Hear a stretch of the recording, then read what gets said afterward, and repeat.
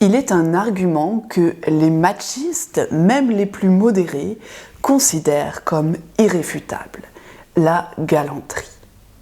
Et pourtant, selon moi, la galanterie n'est ni plus ni moins que le stade suprême du machisme.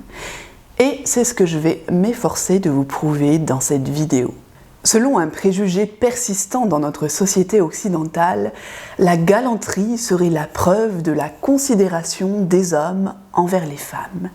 Si un homme tient la porte à une femme, c'est pour lui montrer qu'il lui veut du bien, qu'il se distingue de l'idée du mâle dominateur et frustre qu'il relègue certainement à la préhistoire. La galanterie serait-elle donc vertu ? Je ne le crois pas.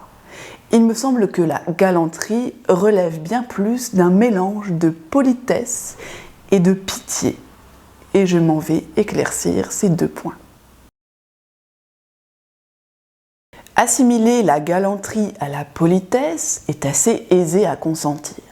En effet, qui nierait le fait que lorsqu'un homme paie la note de restaurant de son invité, il ne le fait pas aussi par politesse. Après tout, pourra-t-il vous assurer, il le ferait tout autant avec un de ses amis masculins les plus chers. Mais justement, avec les gens qu'on aime, il n'est nul besoin de politesse puisqu'on fait naturellement, comprenez sans effort aucun, des actes de gentillesse par un élan naturel du cœur.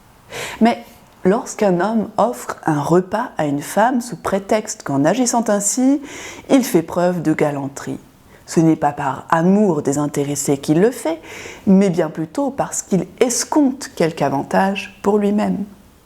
L'homme le plus goujat ira même jusqu'à espérer un dernier verre, pour utiliser la métaphore ad hoc, quand l'homme le moins ambitieux flattera sa bonne conscience en respectant la bonne éducation qu'on lui a inculquée.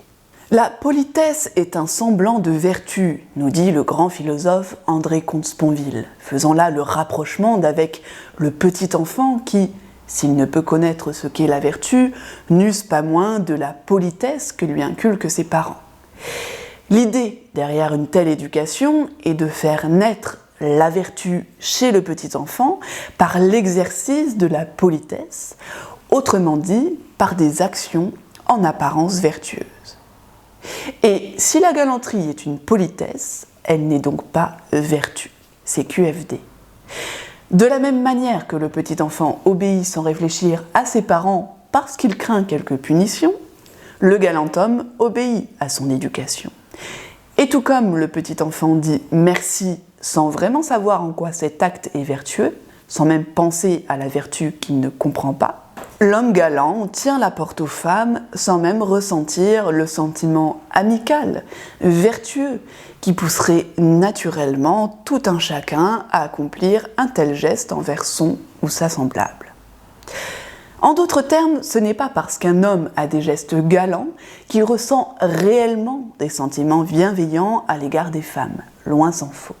Et d'ailleurs, à propos de sentiments bienveillants, il me semble que ces termes concernant la galanterie sont eux-mêmes nuancés. En effet, si par le mot bienveillance on entend respect, et si, en toute logique, on lui oppose ces antonymes désobligeance, condescendance, eh bien, je suis tentée de penser que la galanterie serait bien contraire à la bienveillance. Car il me paraît évident que la galanterie s'approche dangereusement de la pitié. Lorsqu'un homme insiste pour porter la valise ou tout autre objet un tant soit peu lourd ou encombrant d'une femme au nom de la galanterie, ce n'est pas par respect ou parce qu'il la considère comme son égale, mais bien parce qu'il soupçonne quelque faiblesse de constitution. En bref, l'homme galant participe à diffuser le préjugé de la femme faible par essence.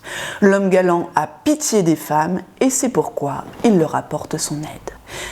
De plus, l'adjectif désignant l'être qui inspire la pitié est bien le mot pitoyable. Mot qui sous-entend une supériorité de l'être ressentant la pitié sur l'être digne de pitié. Il n'est pas besoin de grandes démonstrations pour concéder que le mot pitoyable est dépréciatif. La pitié n'est pas un sentiment valorisant, la pitié et condescendance. La pitié est un sentiment vertical qui peut aller jusqu'à humilier celui qui l'inspire. Entre pitié et insulte ou mépris, il n'y a qu'un pas. La pitié n'est donc pas du respect, ainsi la galanterie n'est pas du respect. Le machiavélisme de la galanterie réside dans son apparente civilité, dans ce semblant d'élégance courtoise. Est-ce que lorsqu'on flatte une femme, lorsqu'on la complimente sur sa toilette ou sa coiffure, on ne la met pas sur un piédestal? Précisément non. Ou seulement en apparence. Balzac disait « La femme mariée est une esclave qu'il faut savoir mettre sur un trône ». Tout est dit.